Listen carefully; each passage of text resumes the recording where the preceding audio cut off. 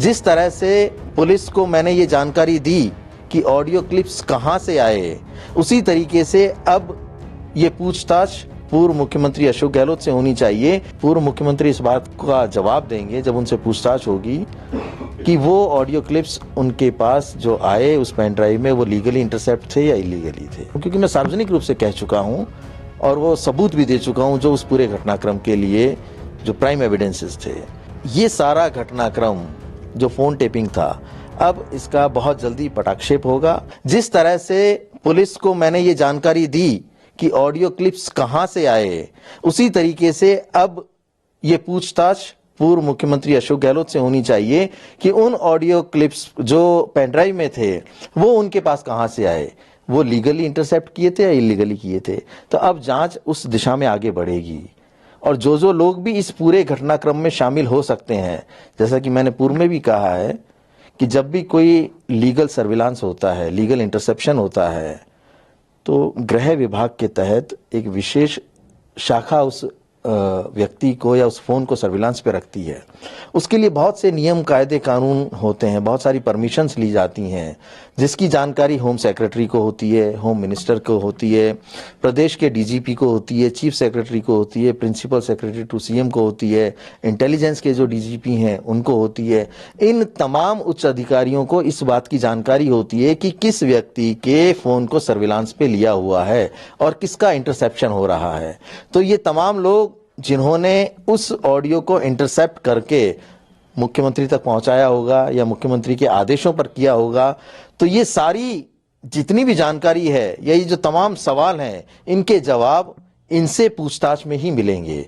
इन तमाम अधिकारियों से पूछताछ होगी और पूर्व मुख्यमंत्री अशोक गहलोत से पूछताछ होगी, तब दूध का दूध और पानी का पानी होगा कि वो ऑडियो क्लिप्स जिसमें तथाकथित रूप से केंद्रीय मंत्री गजेंद्र सिंह शेखावत जी, हमारे कांग्रेस के दिवंगत नेता भंवरलाल शर्मा जी और विश्वेंद्र सिंह जी और एक और कोई संजय जैन करके व्यक्ति थे, उन सबकी वार्तालाप थी, जिसमें ये सुनाया गया कि एक चुनी हुई सरकार को गिराने की साजिश रची जा रही है, पैसों का लेन देन करके, एमएलएस की खरीद फरोख्त करके।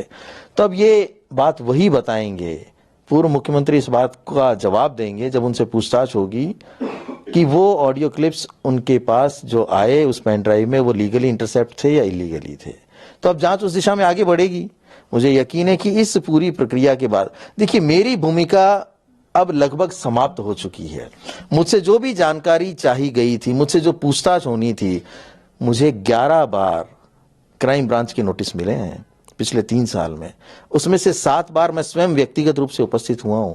4 बार जो नहीं जा पाया उसका मैंने लिखित में जवाब दिया है। मैं पहले दिन से कोऑपरेट कर रहा हूं और आगे भी दिल्ली पुलिस का और क्राइम ब्रांच का मैं लगातार सहयोग करूंगा। जहां भी मुझसे इस सच्चाई को कहने की बात आएगी, मैं उस प्लेटफॉर्म पे इस बात को कहने के लिए तैयार हूं, क्योंकि मैं सार्वजनिक रूप से कह चुका हूं और वो सबूत भी दे चुका हूं जो उस पूरे घटनाक्रम के लिए जो प्राइम एविडेंसेस थे। तो अब ये जांच उस दिशा में आगे बढ़ेगी, इसका मुझे पूरा यकीन है। निश्चित तौर पर आने वाले दिनों में प्रदेश में आप कुछ ऐसे घटनाक्रम देखेंगे जिनसे उस समय की राजनीति के साथ साथ आज की राजनीति में भी बहुत बड़ा परिवर्तन आएगा। मान के चले कि जिस प्रकार से चूंकि आपको तो बाद आपको रिलीज कर दिया गया, लिखित में आपने एविडेंस दिए हैं, उसके आधार पर कुछ और गिरफ्तारियां जल्दी हो सकती है? बिल्कुल हो सकती हैं। देखिए, किसी भी जांच एजेंसी की ये पूरी प्रक्रिया होती है कि जो भी लोग शामिल हैं या जो सबूत उन्हें मिले हैं, जो एविडेंसेस मिले हैं, जो स्टेटमेंट उन्हें मिले हैं, उसके आधार पर जांच करें और जिन जिन लोगों का नाम लिया जाता है, जो लोग शामिल होते हैं, निश्चित तौर पर उनकी गिरफ्तारियां भी होती हैं, उनसे पूछताछ के नोटिसेस भी भेजे जाते हैं।